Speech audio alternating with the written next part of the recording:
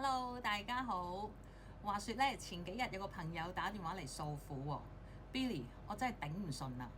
我個同事次次應承咗做嘅嘢都係有甩漏，仲要話我冇同佢講清楚，唔關佢事。我明明每一次都 cap 晒圖去話俾佢聽點做。你哋有冇遇過呢一啲自己永遠係冇錯嘅人啊？其實呢，我聽完之後就諗起一個心理學嘅理論，人係會幫自己自編人生劇本，即係話我哋個腦會無端端去幫自己 set 一個人設，例如我條命係好苦嘅，全世界都蝦我㗎，然後喺潛意識裏邊呢，就會瘋狂喺生活裏邊揾呢一啲臨時演員啦，所有 cheap 嘅同事啦、渣男前度啦、八婆親戚等等等等，全部就會出晒嚟㗎啦。我哋做咩？襯托自己個角色咯。明明有個好人行過路過，佢都見唔到㗎，自動篩走晒。所以話，當有人次次見面都呻，我男朋友又唔理我，同事又擺我上台，媽媽又鬧我嘅時候，等一等，唔使急住教佢點樣做，因為你一出手俾意見佢呢，就等於話俾佢聽，喂，你個劇本好爛喎，寫過啦。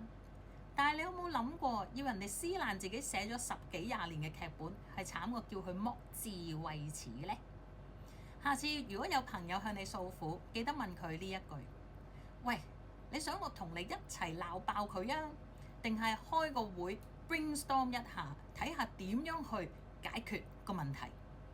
如果佢揀鬧爆嘅時候呢，你就要1秒入戲喎。吓？唔係啊嘛？哇，佢咁都得？喂，好過分喎！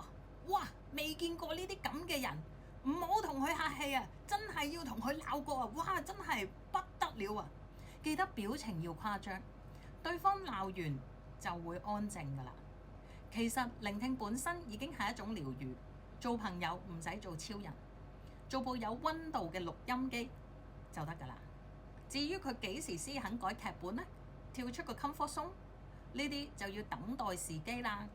因為每個人都有佢嘅生命軌跡，你哋身邊有冇曾經出現過類似嘅朋友呢？如果你喜歡呢條片嘅，請你記得撳訂閱、share， 下次有新片出嘅時候就可以即刻通知你啦。多謝你哋嘅收睇。